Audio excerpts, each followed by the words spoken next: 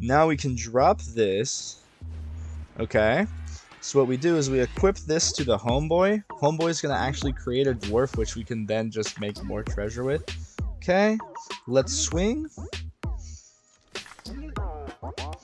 Now I could have tapped to give this guy haste, which I definitely should have done. But don't worry about that. And then let's tap this, this, and this again.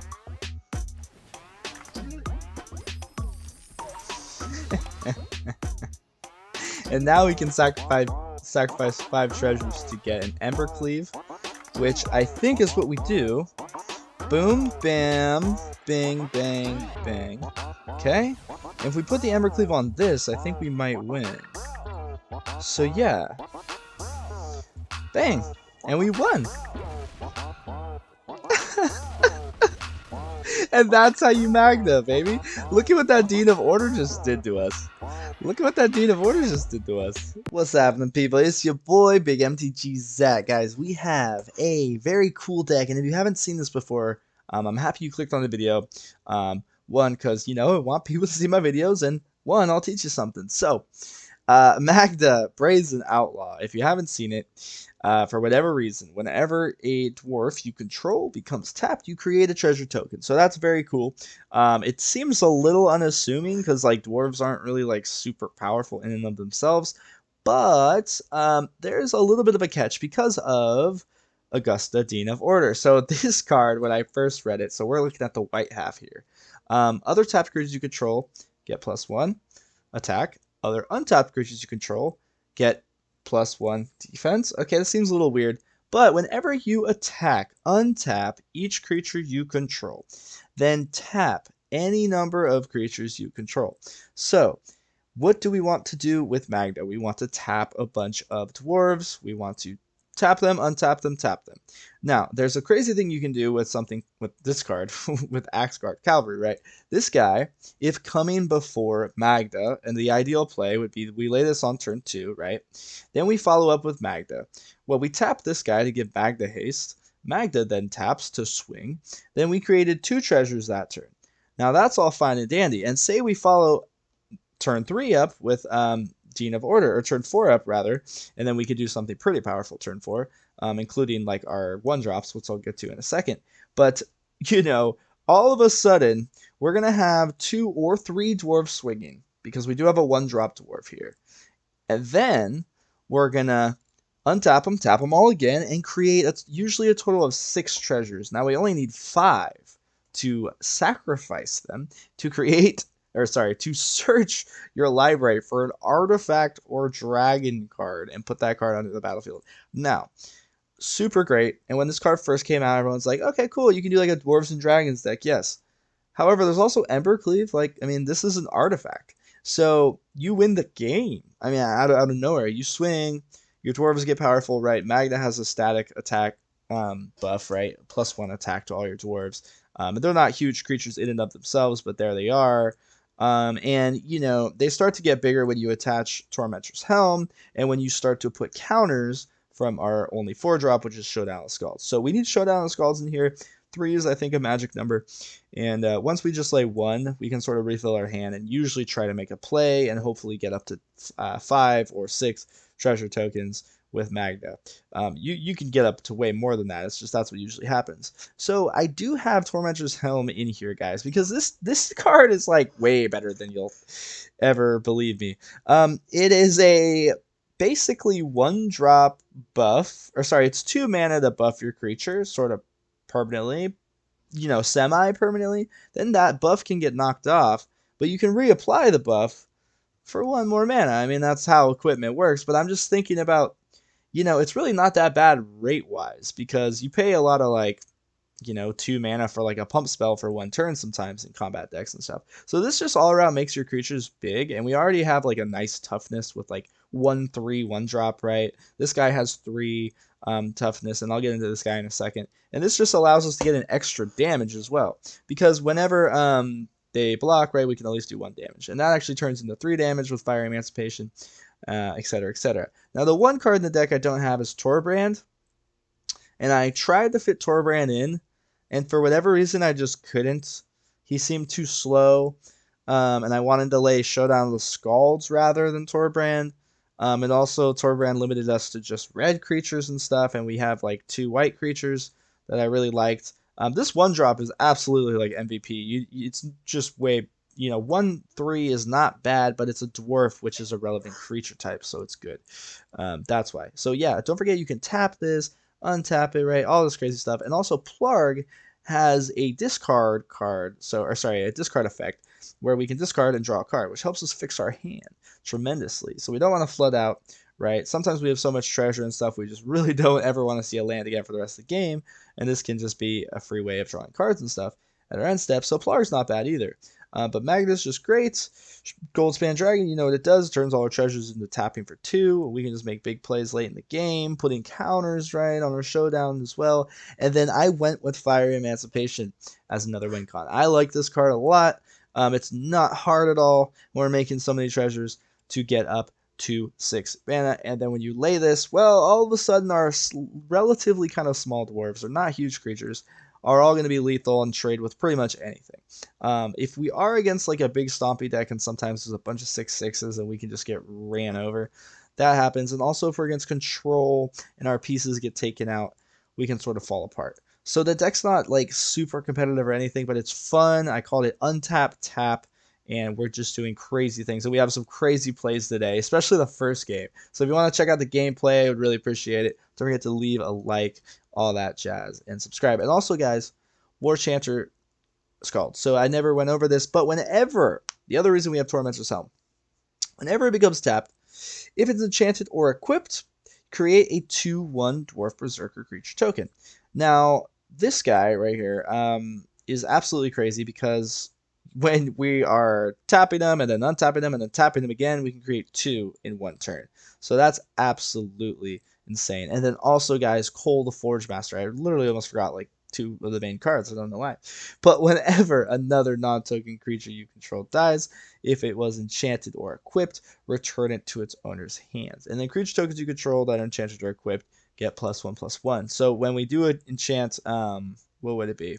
The 2/1s that we're creating, well, at least they're they're gonna have +1/+1, but we can't return them to our hand. But it does help us keep our dudes alive and have us something to lay, as well as trigger the Showdown with Skulls, etc., etc. So this is really, really good, guys. And let's also go over the sideboard because I have Ingenious Inspiration here.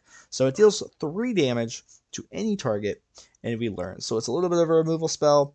Well, it is a removal spell because it can hit any target, and that's really, really flexible and really good. And we don't have many other things doing that other than Rip Apart, which does 3 damage to target creature or planeswalker as well, and it has the flexibility to hit artifacts and enchantments. So we cover our bases in that sense, guys, and that's really good. It really clutters the 2-drop slot, but let's go over, and then yeah, Seize the Spoils just makes a treasure, and it really fits. So Academic Probation, we got 2/1/2, Bing Bong Bang. Choose your non-land card name. They can't cast the non-land card name, so that can stop Sultai Ultimatum decks. You know what's going on. Environmental Sciences, you just need 1 in pretty much every sideboard. You're not going to need more than 1, probably. So there it is. And Reduce to Memory can come in handy. Yes, they make the 3/2, but usually it's much better than an Ugin, right? Spirit Summoning, it's just like a decent creature. It's not a dwarf, but we can make 1 creature. We should have 1 in the sideboard. Illuminate History helps us out towards the end. I think in the last game, helps us win the game. Because we just had extra lands and we just didn't need them. So even though we didn't create the 3/2, because we didn't have 7 in our graveyard, it still was a beneficial play, and we got a new hand. Mascot Exhibition can come down way late in the game if you're super desperate, and why not? It's cool. So that's the deck, guys. And yes, one more time, don't forget to like it and subscribe and all that jazz. And thank you. Hey, what's up, guys? So here we are. This is going to be Lorehold Dwarves, the Magda ramp deck that you've been wanting to see. And, yeah, it's pretty good. We have a little bit of a, we have a strong early game and a little bit of, a strong mid game. But then that late game when we turn the corner, we are just, like, absolutely just explosive. Because we'll actually be able to, like, tap 3 dwarves, untap them, tap again, get 6 mana out of nowhere, Embercleave. And it becomes very crazy. And if we get a good Rip Apart, It can be nice. Let's get our volume right. Alright, let's see what's going on here. Ooh, don't need that. Because we can search that up probably later. Because we really do get to that five treasure mark. But we do want to show off, of course, Augusta, the Dean of Order today. And it's just the ability to untap everything is seriously pretty crazy. And then, of course, the Plarg half Dean of Chaos isn't too bad because of the discard draw card. That helps us fix our hand and get rid of excess mana, things like that later on. So, alright, let's see. Let's lay... I think we lead with this, because if we do follow this up with a Magda, hopefully we get a top deck one here soon, then it's just super powerful. We get 2 treasures out of nowhere, because we do tap this guy, and it's whenever a creature is tapped, we create the treasure token, so. Pretty cool, pretty cool. Cultivate from the opponent here. Looks like Sultai, Yorion. Fun stuff, everyone's favorite. We do have a counter for that, so that's pretty cool. Let's go ahead. Probably lay this guy. Now this guy, I initially wanted to run more copies, but I think we just run 2. Because we do run 4 Tormentor's Helm. This card I have a lot of appreciation for, because it sort of sits on the field. They're often not going to remove it, and if they use a card removing it, that's probably good for us, right? Is in terms of momentum and stuff. And really, it just buffs our creature who decides we need to in order to swing in. And when we have a Fiery Emancipation and a Torbrand down, that extra 1 damage can start to do a lot. You have a Torbrand and a Fiery Emancipation. Well, Torbrand's, that extra thing is going to hit for 2. You triple it, so it's actually going to be a 9 damage ping if you have everything set up perfectly. Yes. So, Tangled Florahedron. Okay. He's getting pretty close. In fact, he can Sultai probably next turn. But we did get the Magda. Now check this out.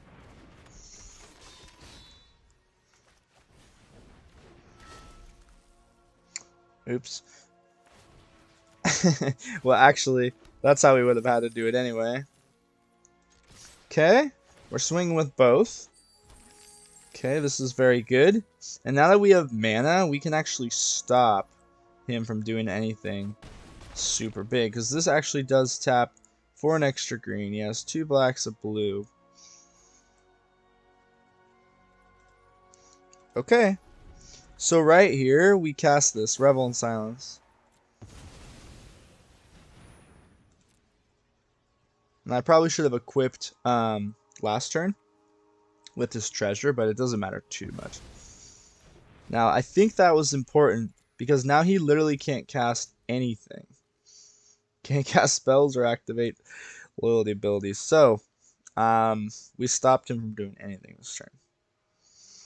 Now, he might wipe the board, but we are going to get a lot of value here. Okay, he gets the Yorion ready. I kind of like that. Now we can drop this. Okay. So what we do is we equip this to the Homeboy. Homeboy's going to actually create a Dwarf, which we can then just make more treasure with. Okay. Let's swing. Now I could have tapped to give this guy haste, which I definitely should have done. But don't worry about that. And then let's tap this, this, and this again.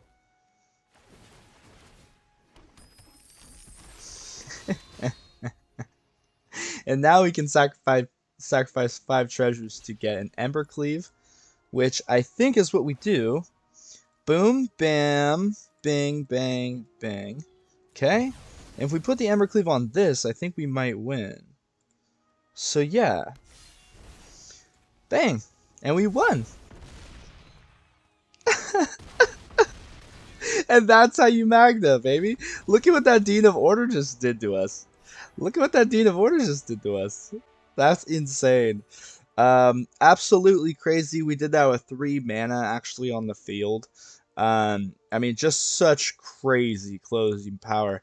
So that's what I wanted to show off today, and I'm glad we got to do that almost immediately in the first game.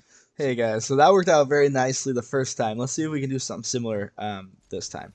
So we could have got Goldspan Dragon when we searched as well, but we really like the fact that we can get Embercleave. So I like getting the Scry out of the way. We probably could have led with the Staunch, but hello. I think in this case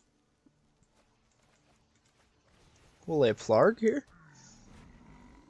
Plarg is really good. I don't know why I thought this card was bad when I first looked at it, but like, yo, this is a great card.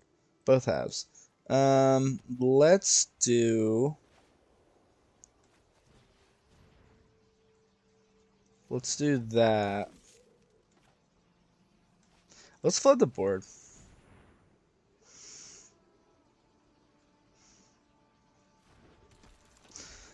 You know, normally I wouldn't do this, but I like that we have the showdown of the Scalds. And so being that we have like access to a whole new set of cards, if we do get wiped, we should be okay. And we do have a turn to swing here, so. Okay.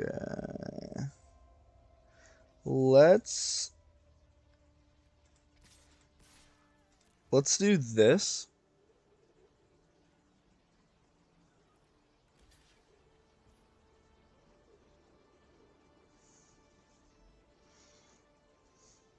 Okay, so then let's wait a second and see what we need to discard with Plarg here. And yeah, I wasn't worried about the guy dying. We already laid the mana. So I really like that we, hitting a Fiery Emancipation would be good normally, but we don't have the treasure quite built up yet. But we can steal the mountain, and well, do we want to lay the Magda? Yeah, we do. We really, really, really do. Okay, let's do this. Let's get rid of that. Ooh, an Embercleave, okay. So I think we lay this in the Magda. Okay. We can now swing with both of these. Okay, and we can Embercleave. Look at how well this works together. It's absolutely insane. Like, really. Really, really cool stuff, guys. Okay. Kabam. And this is our one drop, by the way, that's going to be doing the work. Bang! Putting the counters. Winning. So much damage out of nowhere. They were like, huh? So, really, really good. I'm telling you, this Magna deck is like S tier stuff. Yo. Really, really good. My future wife just hit me up, guys. Don't tell her. Her name's Marissa, and she's cute. Okay, so, okay, Rip Apart is actually really strong, but we can just clear the way. I mean, we had options there. We could just take out the creature, we could take out the Bastion, run over the Goldspan. What do we want to do? All of it? Could have. Yo, guys. Alright, so we did end up losing one there. Let's see if we can follow up with a final win. I actually lost 2 with this deck in testing so far today in this little play session. But so far, everything else has been a dub. And I'm really liking it. I mean, it seems pretty good. There's probably other ways to build it a little bit more appropriately for the meta. But I wanted to just sort of do what the shell kind of like, obviously wanted you to do. Yeah, we want to lead with this guy. I don't really like this guy dying, but I don't like Magda dying either. So a little bit of a weird hand. Lash of Malice. The Lash of Malice card. Lash of Malice card. Oh my gosh, I did not try to say it that dumb. I swear, get rid of that. Is pretty good. It's a -2. Instant speed in black right now.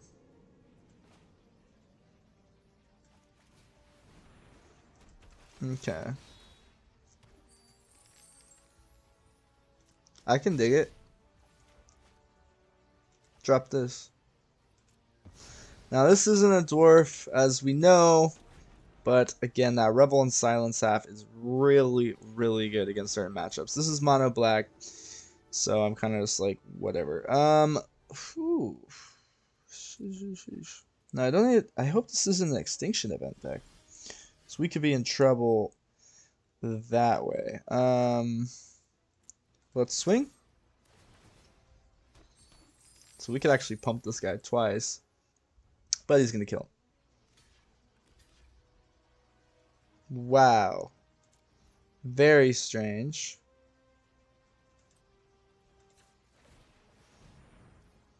Yeah, I think we just do that.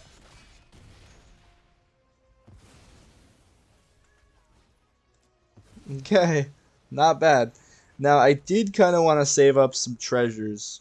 But I think we just need to be efficient, clear the way.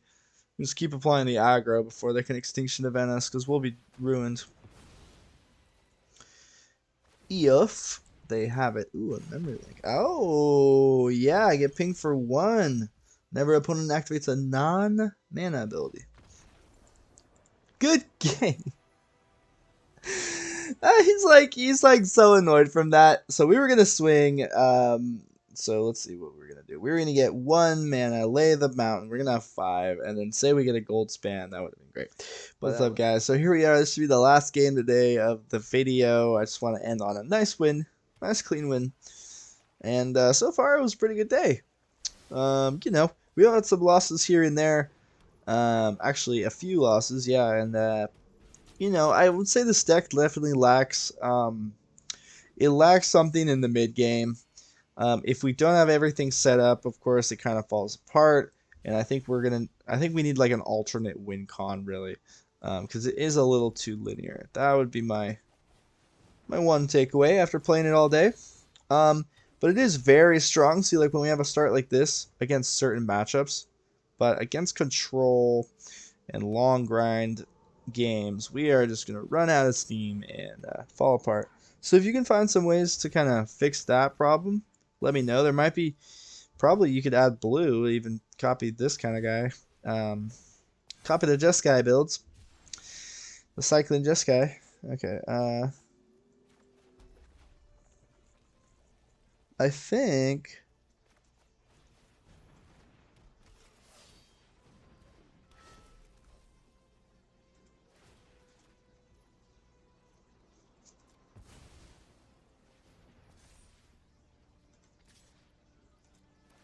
Yeah. Kind of wanted to swing with Magda there,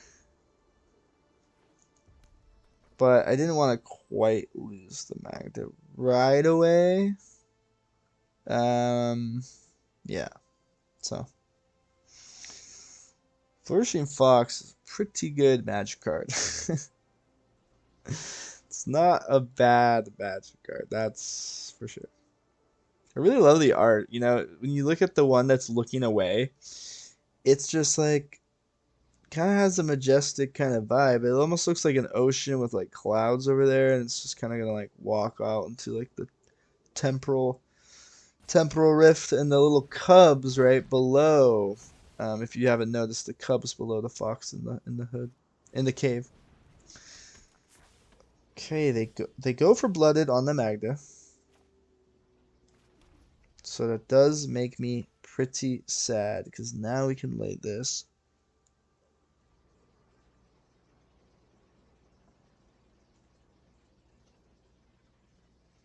Yeah, I think it only makes sense. Yeah.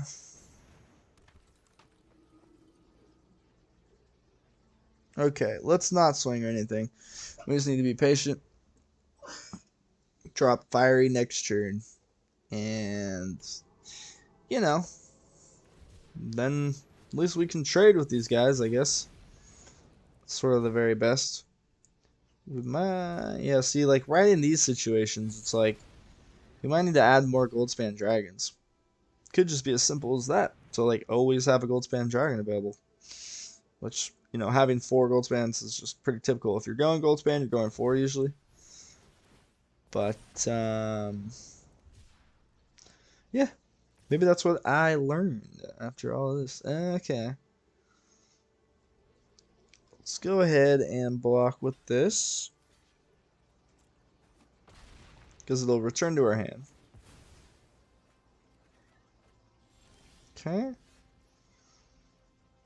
I think I like this right now. Yeah.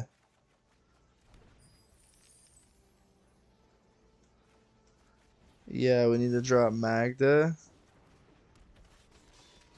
And we need to drop this.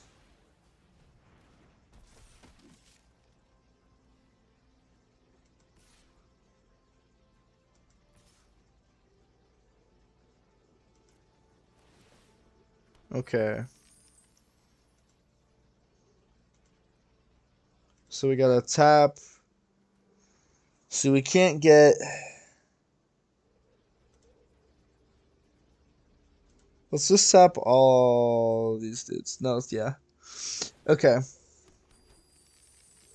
He's like, whoa. Yeah, baby.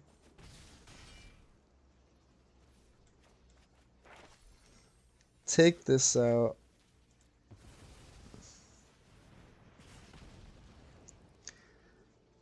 Let's get this academic probation.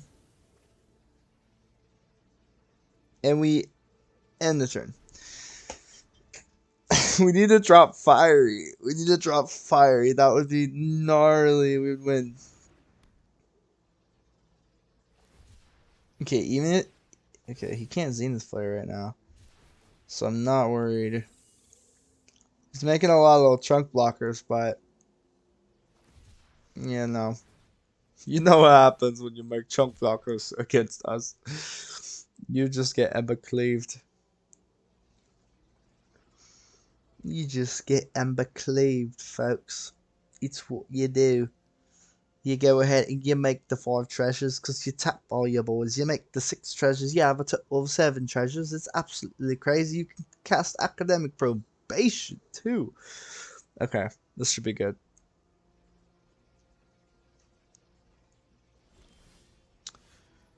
Okay, so what we do is cast this on the fox. So yeah, we won. Do this. He's like, no. Tap this. Equip this onto, I don't know, this guy. Swing.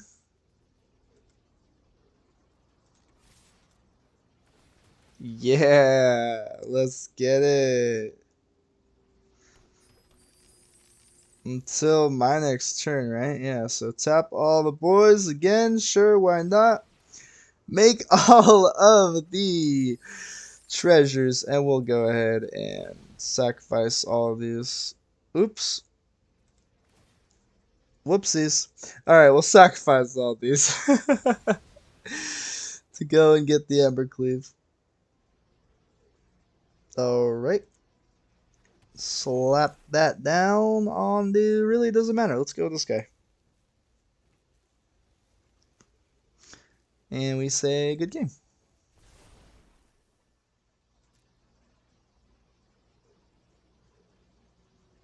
Yeah. We definitely got it no matter how he blocks. So. And there it is. The extra damage.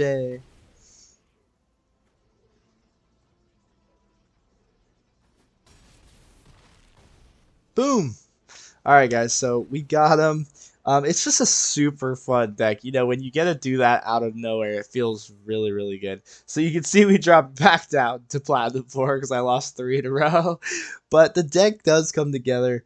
Thanks for being here and enjoying the footage. And hopefully it taught everyone something a little bit and inspired you to make your own deck. And I'm curious to see what you guys come up with. So let me know your own ideas in the comment. But let's get into the comment section. But let's get into the wrap up. And thanks again, guys. So yeah, guys, that was it today. I really appreciate it. But let's talk about the deck for just a second. It is a pretty interesting deck, and yes, Fiery Emancipation, maybe not. Maybe we need to just take out both of these and change them to 2 more Goldspans. That could be definitely a good idea. Also, War Chancer's Skull, very fun. You could either choose to take this out and lessen on the Tormentor's Helm strategy and add just more removal, or up this and kind of all in on the strategy and maybe add 1 more Coal Forge Master. So there's definitely kind of 2 ways you could build a deck. And I just want to say that Magda is an absolute all-star. This card is an absolute all-star. It doesn't seem like it, but it ramps us a lot just being able to tap itself, even if the haste is irrelevant, right? This card overperformed. This card, I love this card. And yeah, Rip Apart's really good, guys. So we did a pretty good job, and I think just having 1 Embercleave in the deck is enough, right? And so let me know what you come up with. Let me know what I missed, and thank you. All right, guys. Thank you, though. Have a great one, and see you on the arena.